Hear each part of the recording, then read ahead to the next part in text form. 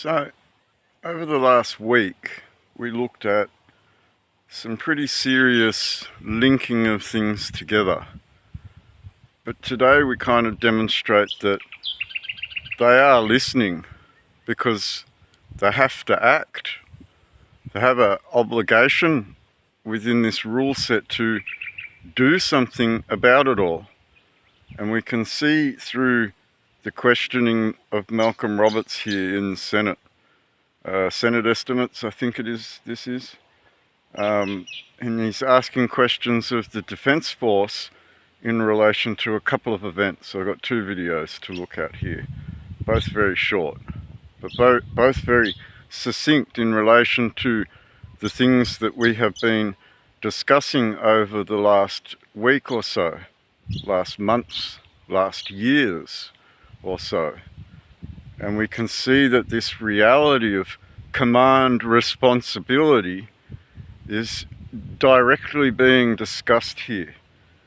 Now, my warning across the whole country is that these police commissioners and these ministers in the government are directly responsible at law. There is no excusing what they have done. There is no excusing the actions that they committed. And we can see by the shaking of Angus Campbell in the Brereton report video that there is a concern for his command responsibility directly, because he's in the hot seat here when it comes to command responsibility for the actions of men in a battlefield left to go rampant. Would that be without command? Would that be Angus Campbell's responsibility in command? So we don't talk about medals here, we talk about actual lawful responsibility in the matters. And that's a harsh reality to come by when we speak of command responsibility into the very police force itself. We need to look at Melbourne, and we need to look at this exposition that sold weapons off the floor to contractors that turned up, partners, to sell their weapons to allies in a theatre, and on the day that all of those partners turn up, there's a massive force which doesn't correlate to day 2 or day 3, demonstrating that they are displaying to the media, and we can see that by the police running into the cameras and back out again. We can see that by that salesman for Channel 7 running around like he's having an Olympic Games instead of frontline warfare. Frontline warfare, Pauline. So we look a little bit deeper into this command responsibility and this AO at the end of Angus Campbell's name. Might that be the responsible party for his command, Pauline? Because, as noted here, where do those medals come from? So again, we swap over to a microphone to go through a couple of videos, and then we come back at the end to close up. Senator Roberts. Thank you, President.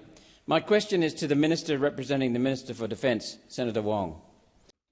So we're going to look at some questions put on the floor by Malcolm Roberts in relation to the Brereton report and the command responsibility that is lacking in that report.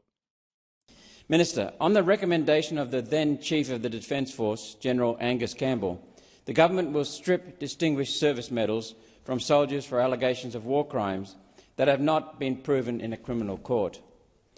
Yet the government will not strip the Distinguished Service Cross Medal off General Campbell. Minister, Why do soldiers under General Campbell's command lose medals while he keeps his medal for commanding them? Thank you, Senator Roberts. Minister Wong.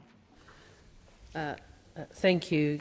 Can I thank the Senator for his question, and Senator Roberts, as the Deputy Prime Minister has stated to the House of Representatives today, we finalised our commitment to close out the recommendations of the Inspector-General of the ADF Afghanistan Inquiry Report, known as the Brereton Report, which was commissioned in 2016, a report which found credible information of alleged unlawful killings of 39 individuals in 23 separate incidents.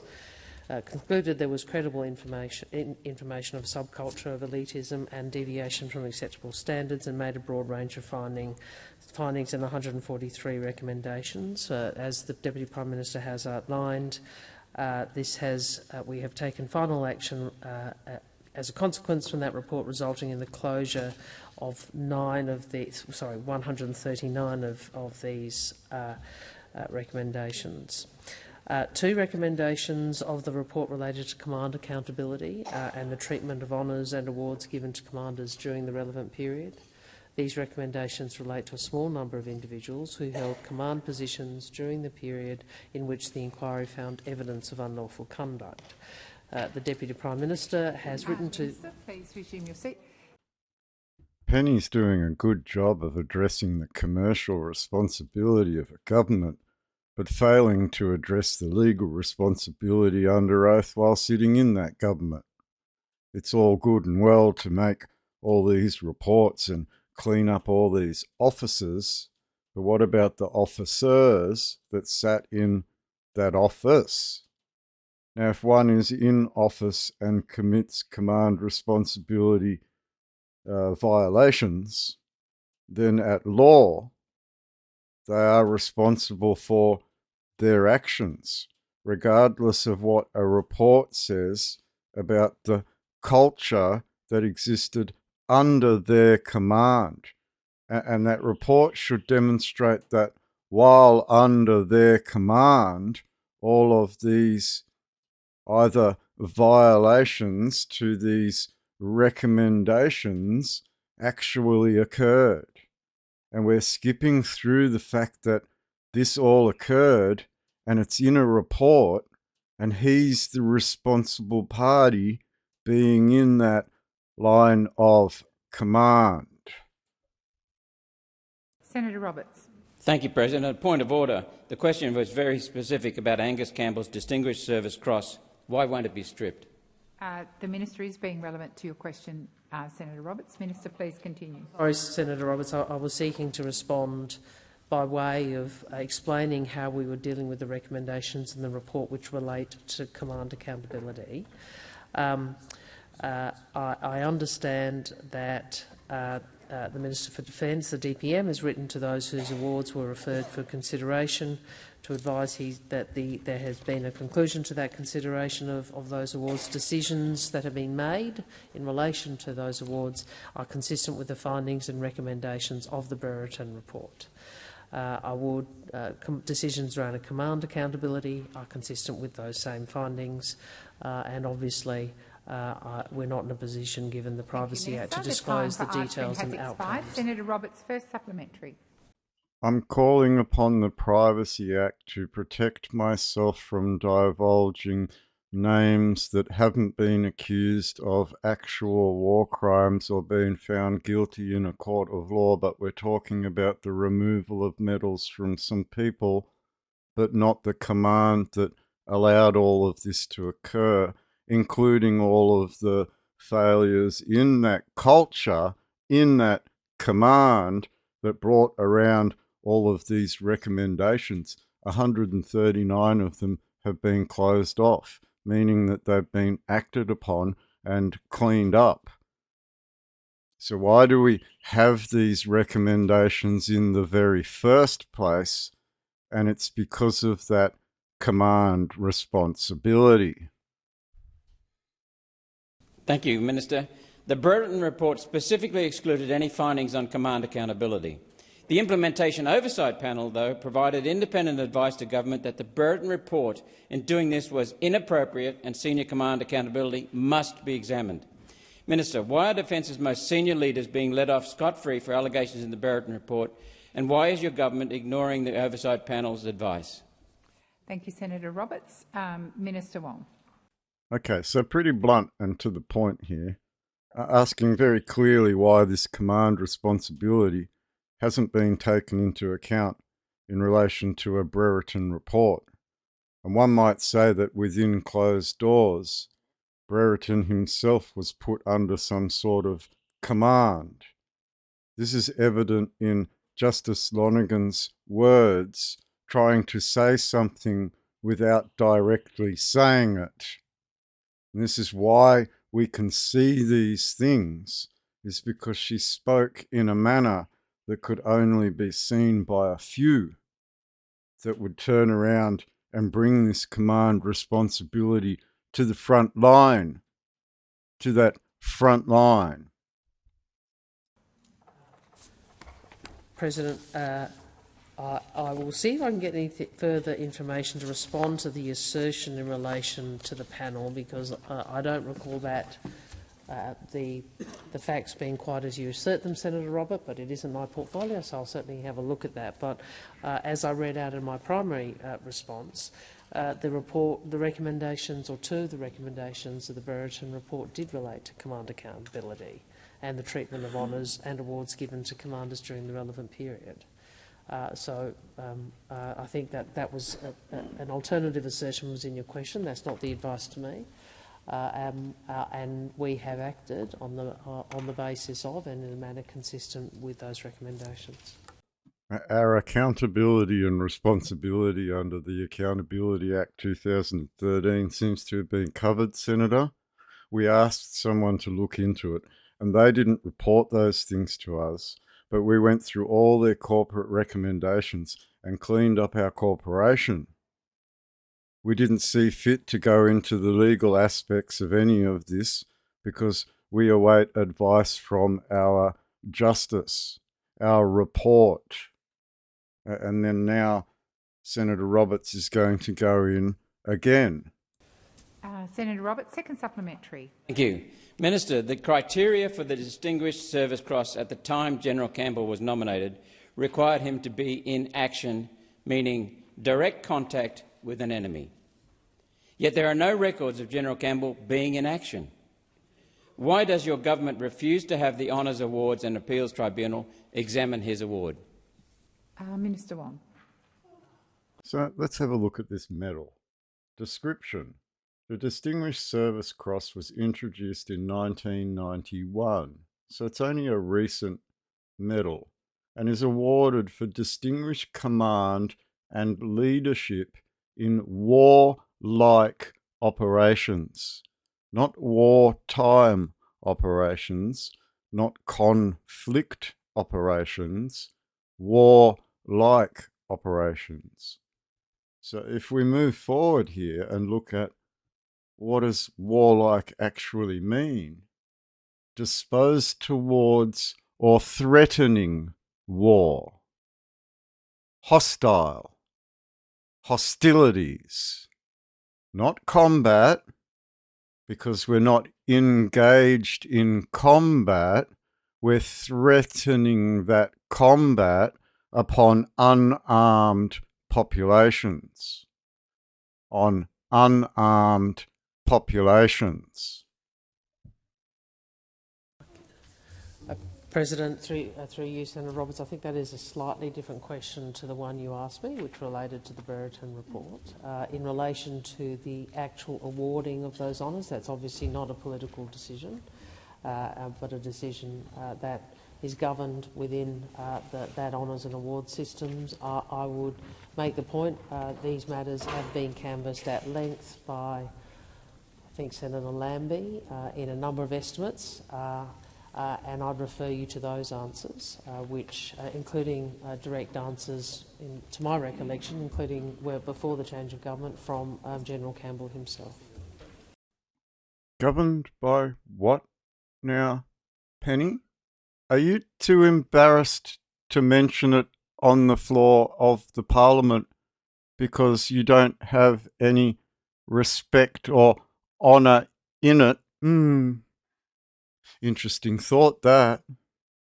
Wouldn't you just say, that's our knighthood order, the Order of Australia? They're the ones that issue the honours and awards, and that's where the command responsibility lies? Wouldn't you just outwardly say that they're the ones in the federal executive branches of government? Wouldn't you outwardly say that Prime Minister Albanese follows in the jackboots of this command responsibility? Wouldn't you say that all of these honours and awards are linked to that Order of Australia? So let's dig a little deeper, shall we? Now, I don't want to spend too much time on this because we're not here for a history lesson, but let's just have a look at a couple of things. So we see the very first government gazette ever published, and we can see the coat of arms on the top of it.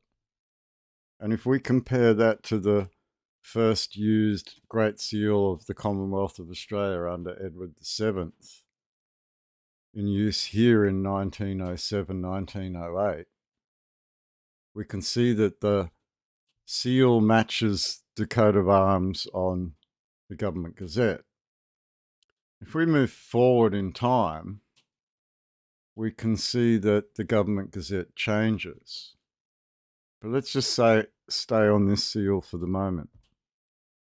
If we look at an old passport, we can see the Governor-General has sealed that passport with the Great Seal. If we look at a newspaper article going back to when this seal was issued for a second time, displaying the coat of arms, which then suddenly changes in 1925.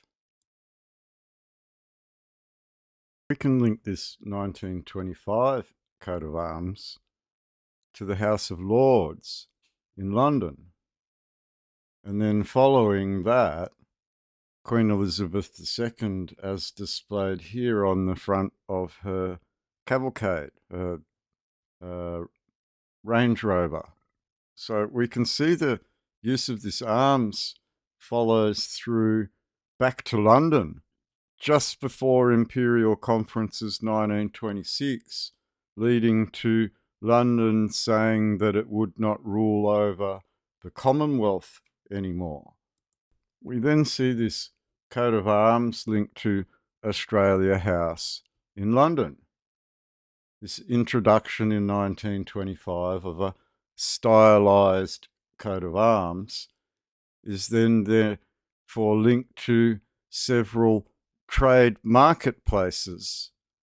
We can see several serial numbers for registrations of trademarks. We see United States registrations of those trademarks. We see that trademark being used in intellectual property or industrial property. And we see it registered with the World Intellectual Property Organization, putting this corporate front face in all the trade markets around the world. We won't go into a pledge of citizenship versus an oath of allegiance, but here we can see, instead of the Great Seal of the Commonwealth of Australia, we have a stylised trademark on the passport, and then again displayed on the Certificate of Australian Citizenship, meaning that this is not directly linked to the Crown or to God. We can look at the rules of use for the Great Seal of the United Kingdom, which technically features the sovereign on it, and we can go into the authority for sealing and what can or can't be sealed with said seal. And then we could look at sign manual, where a signature is as good as a seal in many circumstances. Royal sign manual would therefore be the signature of the sovereign Regina or Rex. We can see by the original Great Seal of the Commonwealth of Australia the ring around defines a sovereign.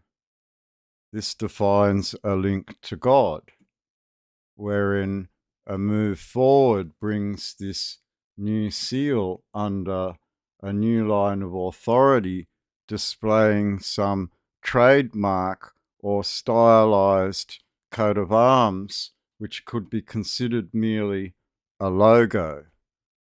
So I don't want to go into this into too much detail, but a new order of Australia was required to issue a Great Seal in some sort of command responsibility. And we can see here by Australian Government Gazette, Monday 17th of February 1975, they established this Order of Australia. This order is based around an honours system that includes the medals that are being discussed here by Penny Wong. So the Whitlam government decided not to go ahead with the New Year Honours 1973, and there have been no nominations for Imperial Honours since then. So we can see the severing of something at law into something else. Now, something very questionable comes up here in the dates are not in order for the creation of things, but something even more peculiar comes up here. Headed off Australia, Elizabeth II, by the grace of God, Queen of Australia and her other realms and territories, head of the Commonwealth of British Nations. But from this same title, it is then repeated into the Commonwealth of Australia, to whom these presents shall come. So she's addressing two different titles here, Australia and the Commonwealth of Australia, two entities that exist. So now under a St. Edward's crown and not an Australian imperial crown, attached to an Order of Australia, new honours systems were created with completely new medals and then addressed to two different entities regarding that creation.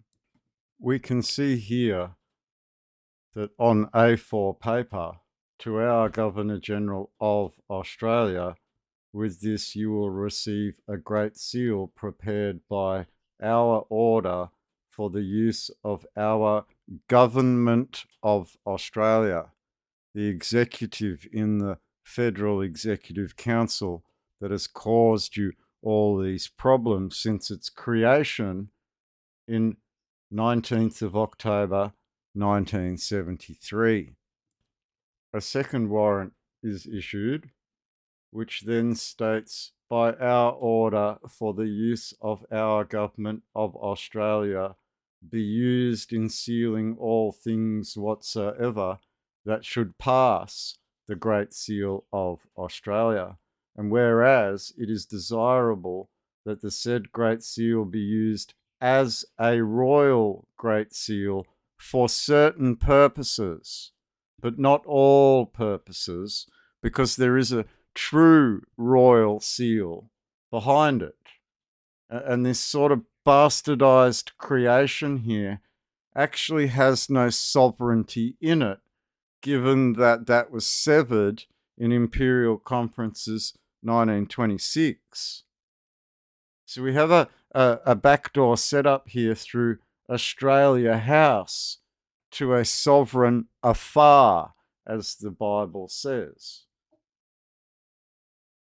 If we look into the third paragraph, now therefore our will and pleasure is, and we do hereby authorize and direct that the said Great Seal be used as a royal Great Seal in sealing all things whatsoever, and then in brackets, other than things that pass the said Great Seal, that bear our sign manual and the counter signature of one of our ministers of state for Australia, such as this current document has the royal sign manual of Elizabeth R. and Gough Whitlam, given at our court at Government House, Canberra, 19th of October 1973. And then not long after, as we mentioned, 1975 and the honour system, Gough Whitlam is removed from power. In relation to the rape allegations in Canberra, I mentioned last night that the Prime Minister was right when he said on Monday, and I quote, "We can't have a situation where the mere making of an allegation and that being publicised through the media is grounds for governments to stand people down simply on the basis of that." I said the Prime Minister was right, but I reminded the Prime Minister that his government and his defence top brass have not just stood people down on the basis of the Brereton report. People have been sacked without a single whiff of justice being available to them. No one's been charged. No one's been given a chance to walk through a court of law. No witnesses, no proof. But the Brereton allegations, to use the Prime Minister's language, were, quote, publicised through the media. The Prime Minister himself has said that allegations are not the grounds for, quote, governments to stand people down. Now, Prime Minister, your top brass and Brereton have responded to Brereton allegations. They were publicised through the media. You, in fact, call the allegations brutal truths. The Chief of the Defence Force, who's never fired a weapon in anger, told us the families of Afghanis will be compensated. The Army Chief said he was sickened. Not, I might add, as sickened as the public are at the way our vets have been treated. And it is a coincidence that the Brereton report exonerated the top brass. But, Prime Minister, because these allegations have been publicised through the media, families have been destroyed, families have been abandoned. Our serving veterans have had their livelihoods stolen over allegations, quote, publicised through the media, which the Prime Minister called brutal truths. You were right, Prime Minister, on the rape allegations. Now apply the same principle to the defence veterans. Have them fully reinstated until such disgraceful and dishonest allegations against them can be proven. And to confirm that the real people who should be sacked are those who are calling the shots, we now have the head of the Defence Chiefs, the same Angus Campbell, exonerated by the Brereton report that wants to pillory and destroy our vets. Campbell has told first-year cadets not to make themselves prey to sexual predators by being out late, alone and attractive. He told the group they must be aware of the 4 A's: alcohol, alone, attractive and after midnight. And the Defence Force, so out of touch on all things, has supported Campbell. No wonder young cadets, male and female, are worried about the culture of the Defence Force, the ultimate cover-up merchants, whether it be incidents in the Parliament, submarines or Brereton. Blame someone else. General Campbell, the force has no future with you in charge. You are wrong on every front. You've destroyed the careers of good men whom you should support. You've acted on allegations and denied such men who went into the theatre of the war at the direction of the government. You've denied them basic justice. And now your advice to young cadets is as out of step as your response to Brereton. If we're to live in a civilised world, Mr Campbell, young people should be safe 24 hours a day, whether they're alone, attractive, out at midnight, or sadly under the influence. One of your jobs as a leader is to help make society safe. But sadly, you're not a leader. General Campbell, hand in your badge. You have failed too many. But before you go, you might need a course in the Army's annual ethical and diversity training to bring you into this century. Propaganda Alan's right. This man has failed his command in all aspects of his command and fails to address who commands him. Who commands him? And we looked at Penny Wong saying that the government wasn't governing the awards system, which we can see in the Prime Minister and Cabinet, which is linked to the Order of Australia. And we can see how that Order of Australia took over and created a new Great Seal that can't seal all things. So let's have a little look at a failure in that command that is brought up by Senator Roberts again in, I believe, Senate estimates.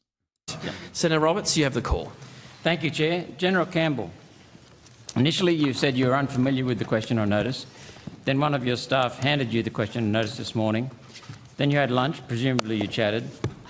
Then presumably, well, I concluded that you were saying there's not a single person in this building right now at the time in the waiting rooms that can answer whether there was a single vessel on the Talisman Sabre 23 photo shoot, maritime photo shoot on the 29th of July when the other vessels in the area were searching for the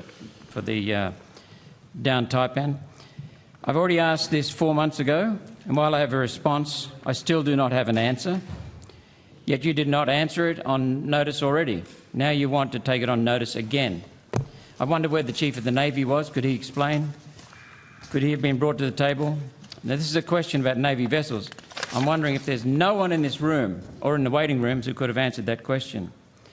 So what we've done during the break, I'd like to table these documents, Chair. I'll look at it first, but The United States Navy has taken a photo, and it's dated at the 29th of July. It's an obvious photo shoot of the Talisman Sabre fleet, and in it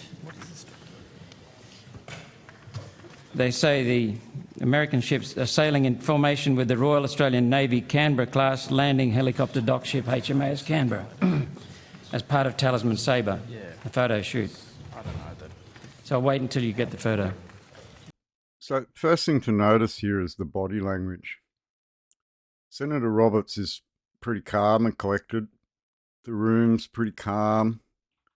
But when we turn to the command responsibility, yet again, we start to see a lot of fidgeting. So just pay attention to the body language that's coming up.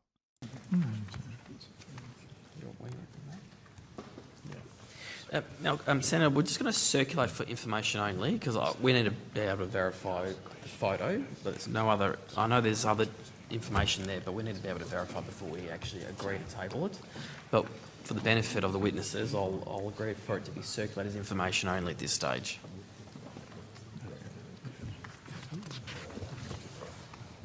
That's okay. We can't take your word for it, Senator. We have to verify that this photo is actually what you're saying it is without calling you a liar for tabling this photo. So let's just call it a circulation for now. Thanks. Thank you. And as I said earlier in my opening statement, it would be great if senators could send us an email with an electronic copy just so that we can ensure the Secretary can do what they can do in a more efficient manner. The way Senator Roberts is treated here is that's disgraceful. Because Senator Roberts asked these questions in a previous day and was given the runaround as to the Chief of the Navy. I'm about to see this man sitting down at the table now. But this runaround caused Senator Roberts to have to go and print something up while they were on a break, to which he informed the room when this all started. I went to print something up, here it is, and now he's being reprimanded for not sending it via an email to the Secretary so that it could be dealt with. And here we have an accusation that it may not actually be real, so we're just going to circulate it for the moment. I'm sure they'll be watching. I'm sure they've got other things on as well too, but anyway. Who are you directing your questions So, Senator, to? we Senator? have the photographs. Thanks. Your question, Senator? The question is, there are several questions. First of all, this shows an Australian vessel at the photo shoot on the 29th, and it wasn't searching for the wreckage or the bodies from the downed taipan. Why is that the case?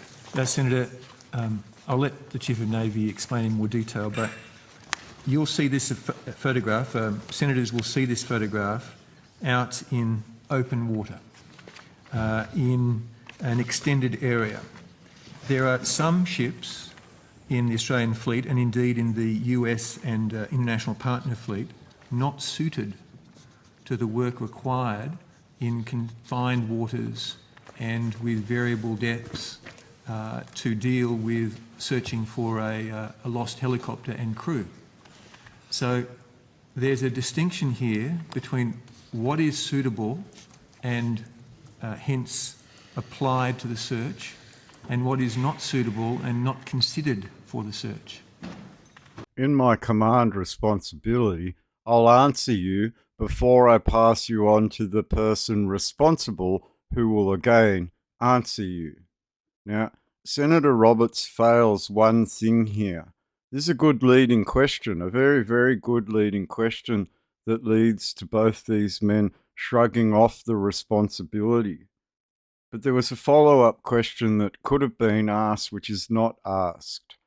What other vessels were in the vicinity that were capable? And then a follow-up question to that could have been, were there any craft on the ship in the photo that could have been capable? Because we're talking about a large ship here that has other craft on board available for search and rescue. I'll turn to the Chief of Navy if he would wish to speak further. Senator Vice Admiral Mark Hammond, Chief of Navy. CDF has laid it out precisely, I feel. That large array of ships in the photograph is in open water, some distance from land.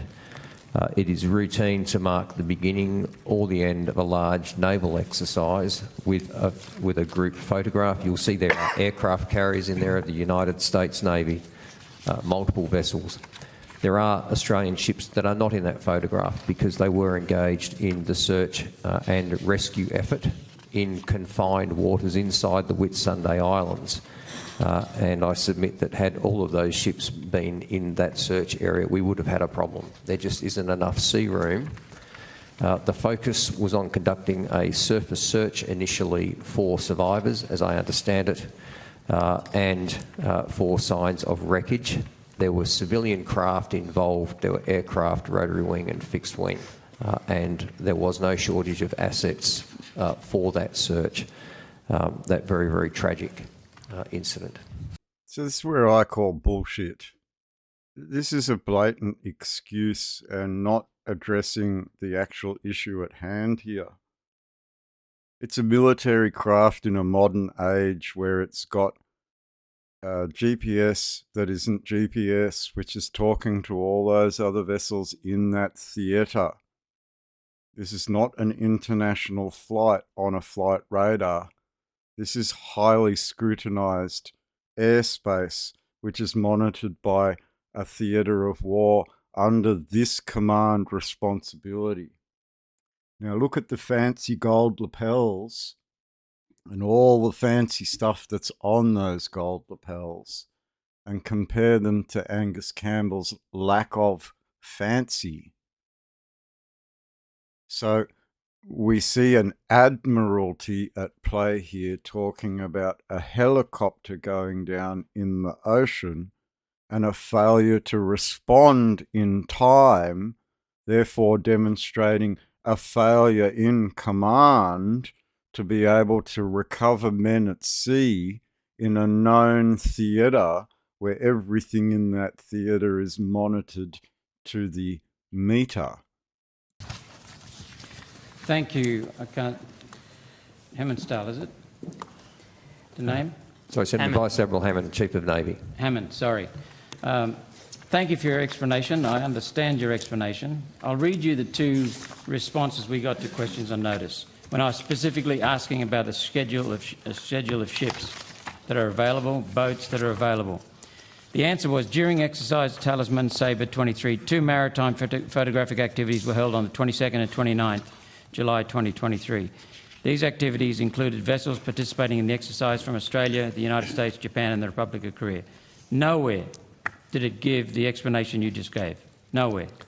Senator, as the Chief of Navy, I'm not involved in the conduct of the Chief of Joint Operations. I suspect that that request did not come to me. No, I'm not saying it did. I'm saying it came from the Defence, and the Defence was very guarded in what they said. We were sincere, and we are sincere, in pursuing this issue. I got another answer to question number 23. There were 6 Royal Australian Navy warships in the area of operations on the night of the incident. Defence does not comment on the operational tasking of its assets. When we've seen what we've seen with the taipans and been horrified with the loss of life from those taipans, and then we see the potential that there's a nice photo shoot that we should be on, we have a duty to ask those questions. And we didn't get the damn answers. We were led astray. It was suppressed. What you said makes sense to me. You're not going to have a US aircraft carrier ploughing around in the Whitsundays looking for a vessel. I get that, looking for a helicopter. You had one boat, at least, out in open waters. I get it. Why couldn't we have been told that? What is Defence repeatedly trying to hide? We've seen issue after issue. That culture might include someone like George Pell and Tony Abbott. That culture might go into Syria, Afghanistan, Iraq.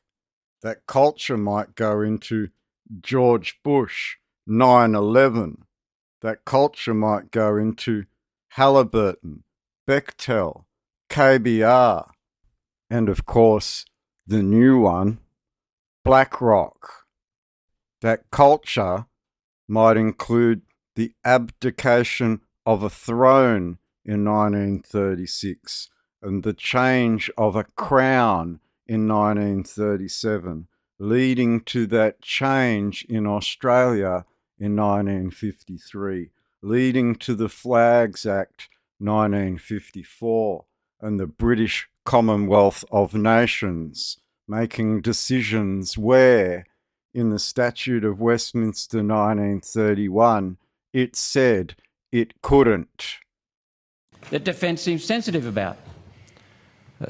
Senator, I understand your frustration. I'm not in a position to answer why there was not a more fulsome response. I stand by my testimony. The resources available that had the necessary capabilities were applied at speed, is my understanding. The minute the accident was known, which was at night, the night of the accident, I don't recall being asked for comment in response to your inquiries. Thank you. So I'll say it again. I accept your testimony, but we'll be putting further questions on notice about this issue. And Chair, I just want to draw to the committee's attention that there seem to be so many things that this Chief of Defence Forces is either not open about or hiding. 75 years of peacekeeping. 75 years of working for someone else. 75 years of being linked to the hip to something that was controlling the Constitution. 75 years of debt collecting.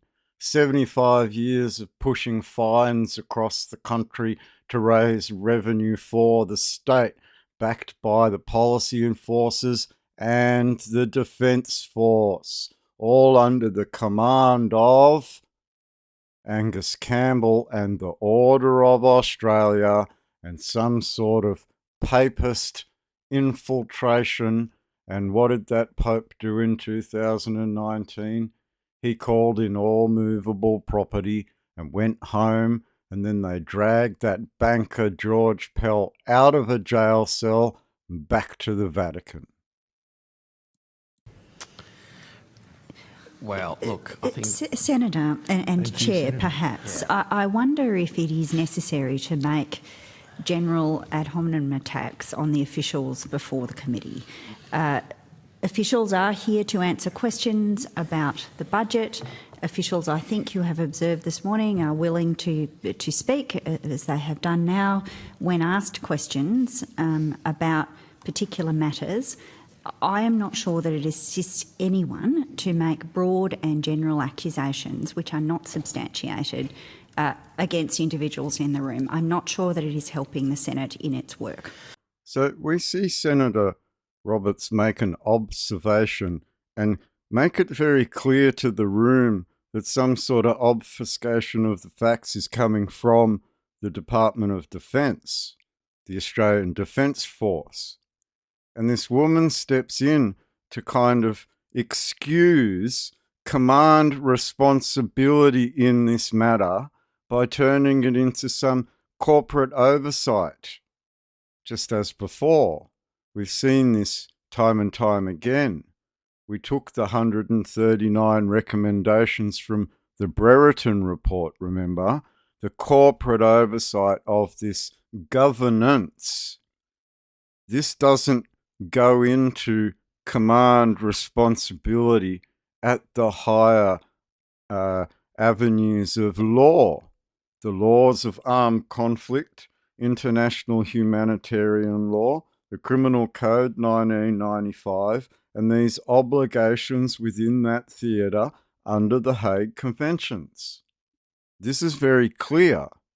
A command responsibility exists, and obfuscating from answering to questions relating to that command could be seen as a criminal offence for not divulging the truth in matters of command.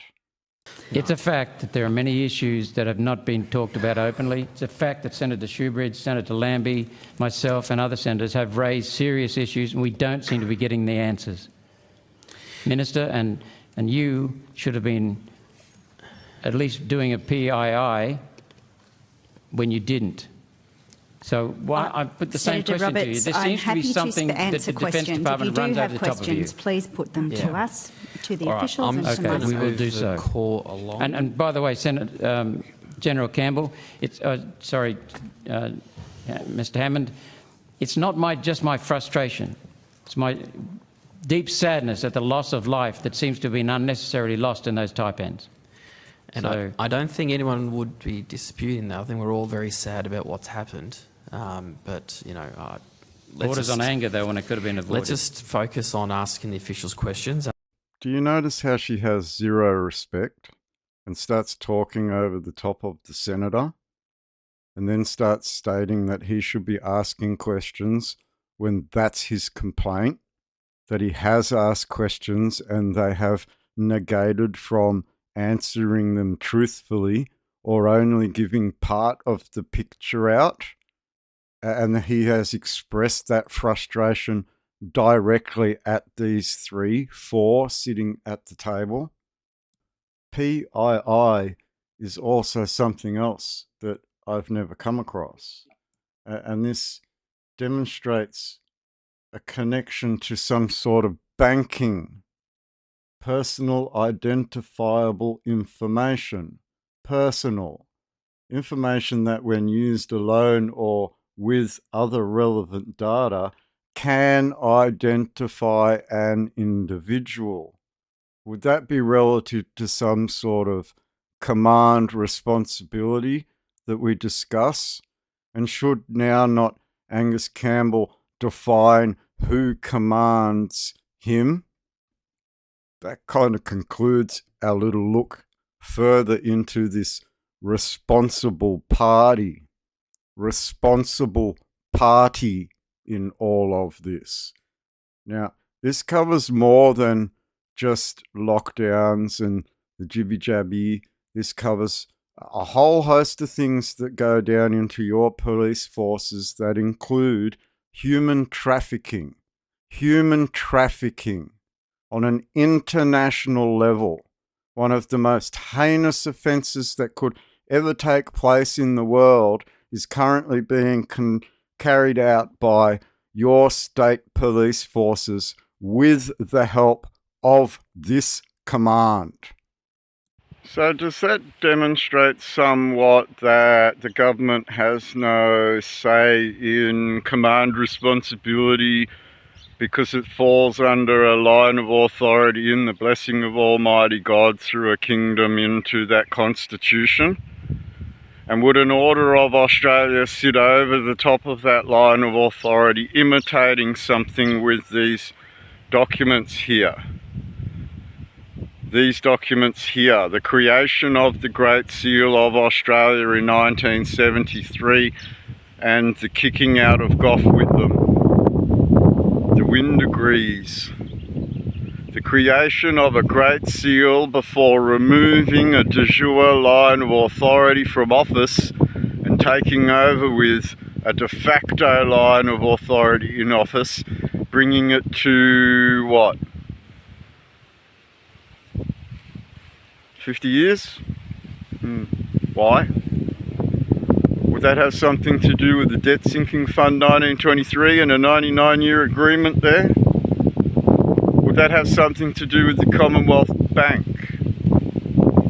Would it all come back to these pieces of paper here and this Great Seal created out of these papers, which aren't the line of authority of the people? So we look a little deeper now that this is being addressed properly in the Parliament, because we look legally beyond that of a politician. We legally look beyond that of academia.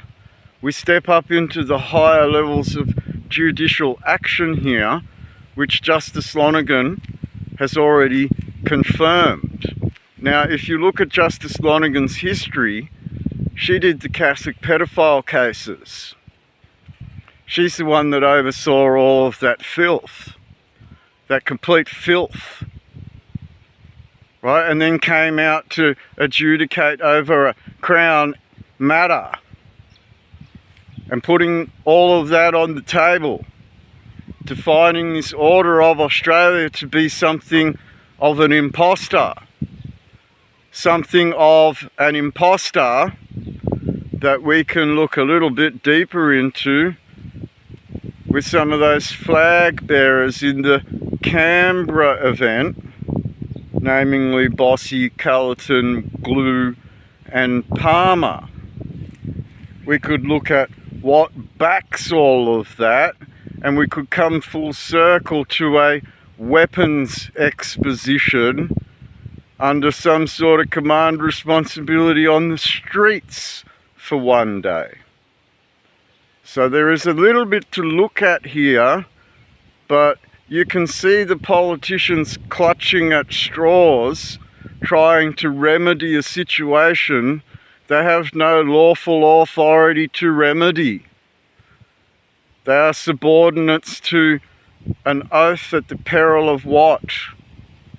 All of those Hague and Geneva conventions that keep being brought up, because they're not the de jure people within this contract game. So Malcolm, bank idea, and railway needs to be looked at, because your Great Seal, interesting, right? Your line of command responsibility seems to go into that Order of Australia, doesn't it?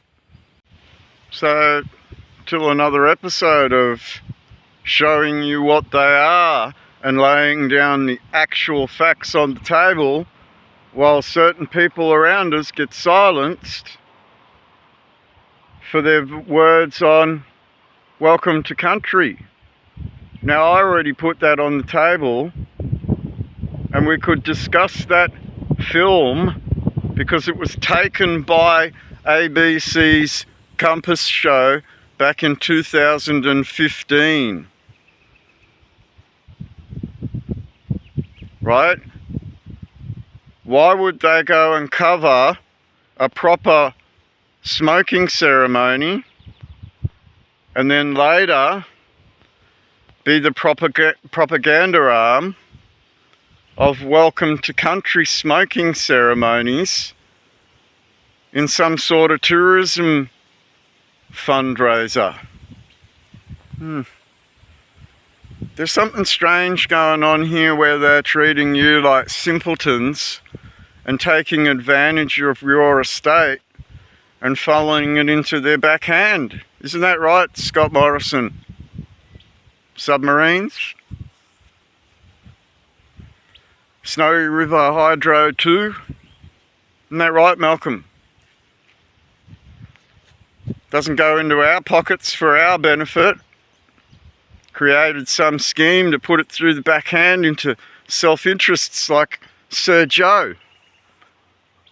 I'll get my mates to do it. I'll get my mates to do it. Fuck the people. I'll get my mates to do it. And that's what the people are sick of, Pauline. We're sick of this Great Seal. We're sick of the war crimes that it commits. We're sick of the human trafficking that it's involved in. We're sick of all of these things when we see the line of command going all the way up to some loopy Governor General that was put there by some DEI investor without any line of authority to any God, Pauline. As in you're dead, as in your Anzac, as in the spirit that you sucked out of this entire country, because as you walk the streets now, all you get to see is drones. Is it because of the in the arm, or is it because of the fact that you've sucked every will out of them to do anything for themselves? Nanny government and all its mental health will come in to save the day with its command responsibility and its war crimes. Isn't that right, Malcolm? Isn't that what we all took an oath to do in that parliament, Malcolm? Interesting thought that, considering you're discussing command responsibility here. So I'll leave you with that. Have fun. Oh, before I forget, ASIC, gold, elbow. Something's going on there, Pauline. Maybe you should dig down to all that gold. And my question to everyone else is, should we blow that fake Aboriginal corporation out of the water yet? Or keep that ace card for later? Because we're looking at something that is fraudulent in nature, aren't we? Imitation of something. So if we're ready, let's link all of the fake Aboriginal corporation and the real people of the land and the history of that land together and blow it up in Parliament's face.